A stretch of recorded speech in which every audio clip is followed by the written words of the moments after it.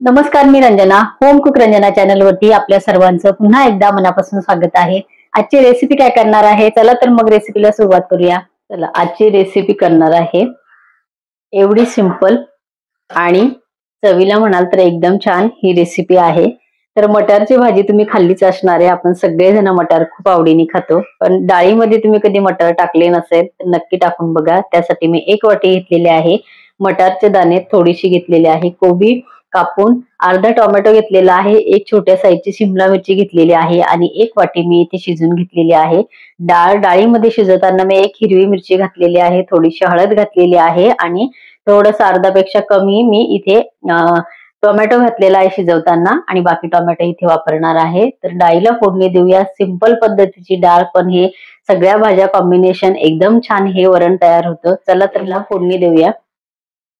चला तर सिंपल पद्धतीचं वरण आपण इथे तयार करणार आहे. वरणाला फोडणी घालायची आहे. एक पातेलं मी गॅसवरती ठेवलेलं आहे. 1.5 टीस्पून मी एवढं तेल घेतलेलं आहे. तेलाची फार आवश्यकता आपल्याला इथे नाही. तेल गरम झालेलं आहे. अर्धा टीस्पून मी राई घातलेली आहे. अर्धा टीस्पून घातलेलं आहे जिरं.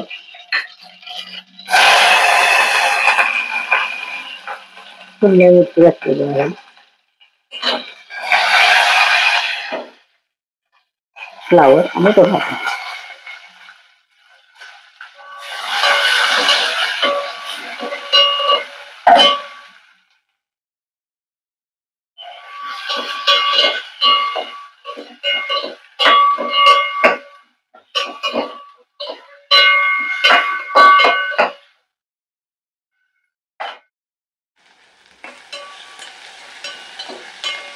अर्धा मिनिट झाले आपण हे परतून घेतलेले आहे. तर आता इथे घालायचे आहे. अर्धा टीस्पून पेक्षा मी इथे कमी हळद घातलेली आहे.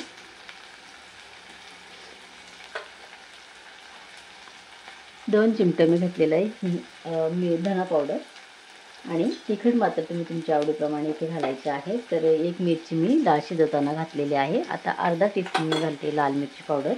थोडीशी घालायची आहे कोथिंबीर. शिजवून घेतलेली डाळ.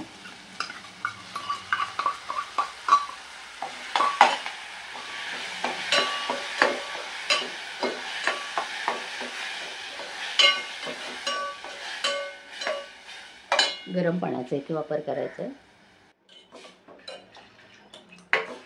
डाळीच्याच वाटेमध्ये मी घेतलेलं आहे कोमट पाणी. तर इथे कोमट पाणी गरम पाण्याचाच वापर करायचा आहे. आपल्याला किती घट्ट पातळ ही करायची आहे तेवढं पाणी आपल्याला इथे घालायचं आहे. किंवा तुम्हाला जर फ्राय एकदम घट्ट हवी असेल तर तुम्ही अजिबात पाणी नाही टाकलं. डाळी शिजवलेली जी असते त्यामध्ये जेवढं पाणी असतं तेवढं पाणी तुम्ही इथे वापरलं तरीसुद्धा इथे चालणार आहे. तर हे बघा, 1 वाटीभर पाणी मी इथे घातलेलं आहे. व्यवस्थित आता मीठ घालून याला एक खळखळून उकळी आणायची आहे.